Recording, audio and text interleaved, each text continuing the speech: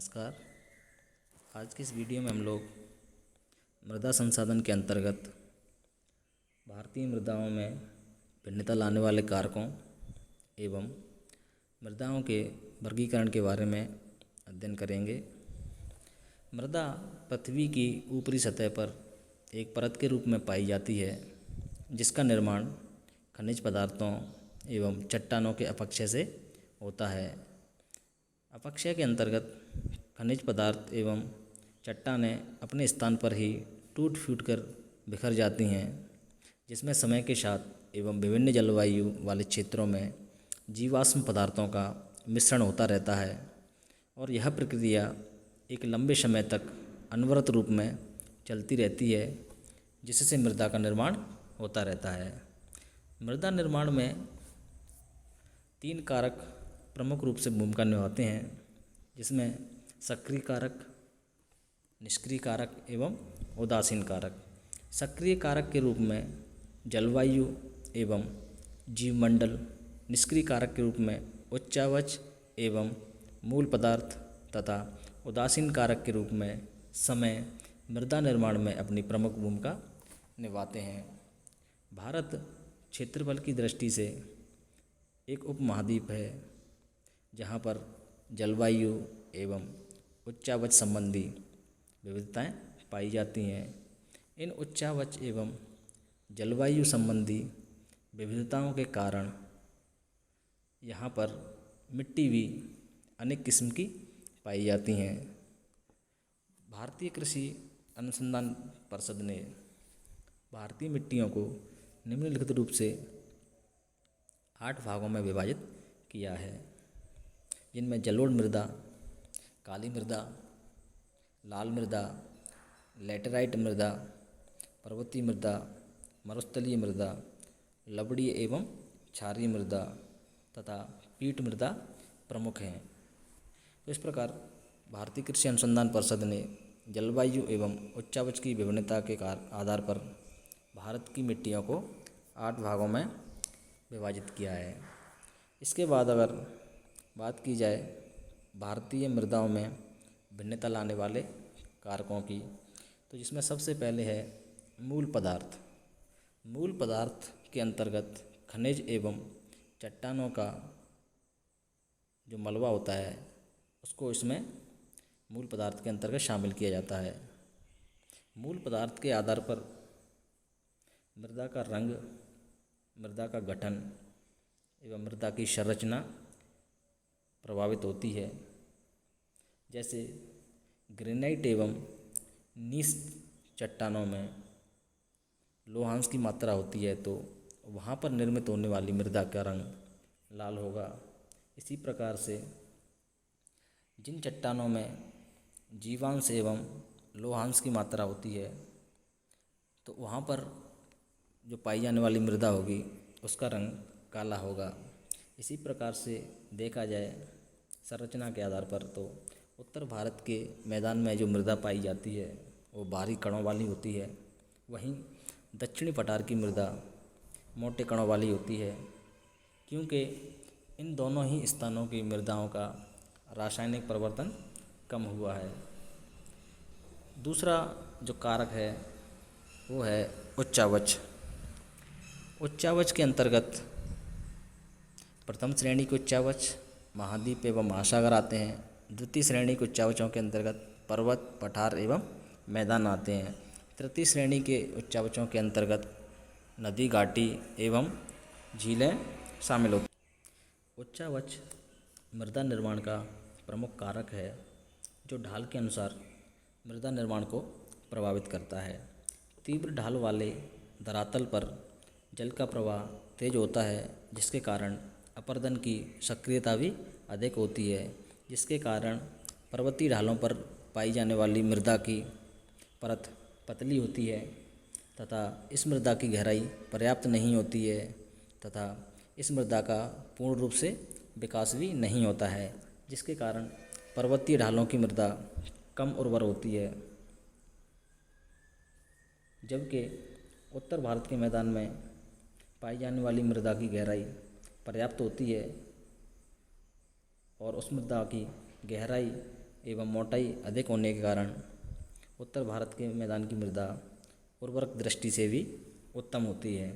इसके अतिरिक्त ढाल का प्रभाव मृदा में जल के रिसाव पर एवं सूर्य की प्राप्ति की मात्रा पर भी पड़ता है। अर्थात ढाल अगर किसी पर्वतीय क्षेत्र में तीव्र होगा तो वहाँ पर जल का बहाव होगा, अर्थात जल का पृथ्वी के आंतरिक भाग में रिसाव नहीं होगा।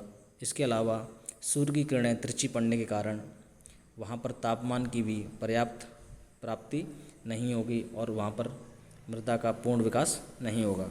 इसके बाद जो तीसरा कारक है वो है जलवायु। जलवायु मृदा निर्माण एवं इसके संगठन का प्रमुख नियंत्रक कारक है, जो प्रत्यक्ष एवं अप्रत्यक्ष रूप से मृदा निर्माण के अन्य कारकों को प्रभावित करता है। जैसे इसमें वर्षा की मात्रा के अनुसार रासायनिक परिवर्तन होता है तथा मृदा निर्माण की सामग्री का अपक्षय होता है। इसके अलावा जीवाणुओं की क्रियाशीलता जलवायु के कारण ही प्रभावित होती है। तापमान एवं वर्षा जलवायु के प्रमुख तत्व हैं जो मृदा निर्माण प्रक्रिया को प्रभावित करते हैं। इसके बाद जो चौथा मृदा में भिन्नता लाने वाला कारक है वो है जैविक पदार्थ। जैविक पदार्थ मृदा निर्माण के नियंत्रक जैविक पदार्थों में प्राकृतिक वनस्पति एवं जीवाणुओं को शामिल किया जाता है। इनसे मृदा में जीवांश पदार्थों की मात्रा का निर्धारण होता है। अर्थात जो जैविक पदार्थ जो भारतीय मृदाओं को प्रभावित करते हैं उसमें वनस्पति एवं जैविक समुदाय या जीव समुदाय को शामिल किया जाता है। इन दोनों से ही मृदा में जीवांश पदार्थों की मात्रा का निर्धारण होता है। अर्थात जिस स्थान पर वनस्पति का आवरण अधिक होगा एवं जीव जंतुओं की संख्या या मात्रा अधिक होगी, वहाँ पर पाई जाने वाली मृदा में जीवांश पदार्थों की मात्रा भी अधिक होगी और उस स्थान की मृदा भी उर्वर होगी।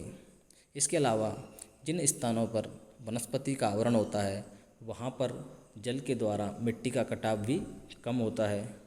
मिट्टी का कटाव कम होने के कारण उस क्षेत्र के जो उर्वरक तत्व हैं वो मिट्टी में बने रहते हैं, जिसके कारण भी उस स्थान की मृदा उपजाऊ एवं उर्वर होती है। और आखिर में देखा जाए तो जिन स्थानों पर पेड़ पौधे या जीव जंतुओं की मात्रा अधिक होती है तो वहाँ पर पेड़ पौधों के सड़ने गलने से एवं जीव जंतुओं के मृदा में मिलने से काफ़ी मात्रा में जीवाश्म पदार्थों की वृद्धि होती रहती है, जिससे मृदा निरंतर रूप से उर्वर बनती रहती है। तो इस प्रकार मूल पदार्थ, उच्चावच, जलवायु एवं जैविक पदार्थ जिसके अंतर्गत वनस्पति एवं जीव जंतुओं को शामिल किया जाता है, तो यह सभी चारों कारक भारतीय मृदाओं में भिन्नता लाते हैं। इसके बाद अगर बात की जाए मृदा वर्गीकरण की तो विश्व में सर्वप्रथम मृदा का वर्गीकरण वेस्ली डोकोचायव महोदय ने किया था। उन्होंने विश्व में पाई जाने वाली मृदाओं को प्रमुख रूप से 3 भागों में विभाजित किया था, जिसमें से पहला भाग था कटिबंधीय मृदा जोनल सोइल, दूसरा अकटिबंधीय मृदा अजोनल सोइल और आखिरी था अंतरकटिबंधीय मृदाएं इंट्रा जोनल सोइल। कटिबंधीय मृदाएं ये कहेंगे जोनल सोइल के अंतर्गत ऐसी मृदाओं को शामिल किया जाता है जिसका निर्माण उस स्थान की मूल चट्टान से होता है। अर्थात जो लाल एवं लेटराइट मिट्टी हैं उनका निर्माण अपनी मूल चट्टान से ही उसी स्थान पर हुआ है जिस स्थान पर वो वर्तमान समय में पाई जाती हैं। भारत में लाल एवं लेटेराइट मिट्टी को जोनल सॉइल के अंतर्गत शामिल किया जाता है। इसके बाद अजोनल सॉइल के अंतर्गत उन मृदाओं को सम्मिलित किया जाता है जिनका निर्माण अनियंत्रित स्थान पर होता है, लेकिन अपर्दन के कारक उनको उस स्थान से बहाकर दूसरे स्थान पर निक्षेपित कर देते हैं, जैसे जलोढ़ मृदा, लोयस मृदा, रेतीली मृदा। जलोढ़ मृदा जिसे नदियाँ अपने बाढ़ के जल के साथ बहाकर दूसरे स्थान पर लाकर निक्षेपित कर देती हैं। इसी प्रकार से रेतीली मृदा को पवन एक स्थान से उड़ाकर दूसरे स्थान पर निक्षेपित कर देती हैं।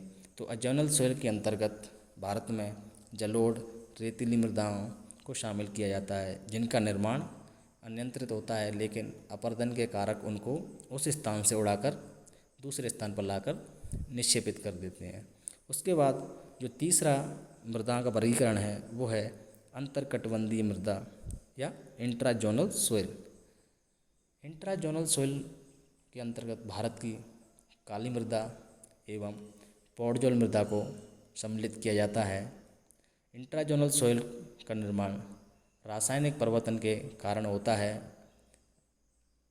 काली मृदा का निर्माण या ये कहें काली मृदा का विस्तार भारत के दक्कन पठारी क्षेत्र में पाया जाता है, जबकि पौडजोल मृदा का विस्तार हिमालय के दक्षिणी भाग में पाया जाता है। पौडजोल मृदा का निर्माण उन स्थानों पर होता है जहाँ पर पौडजोलाइजेशन की प्रक्रिया संपन्न होती है। तो इस प्रकार आज की इस वीडियो में हमने मृदा संसाधन के अंतर्गत भारतीय मृदाओं में भिन्नता लाने वाले कारकों के बारे में एवं मृदा के वर्गीकरण के बारे में अध्ययन किया। अगली वीडियो में हम लोग भारत में पाई जाने वाली मृदाओं के बारे में विस्तार से अध्ययन करेंगे। धन्यवाद।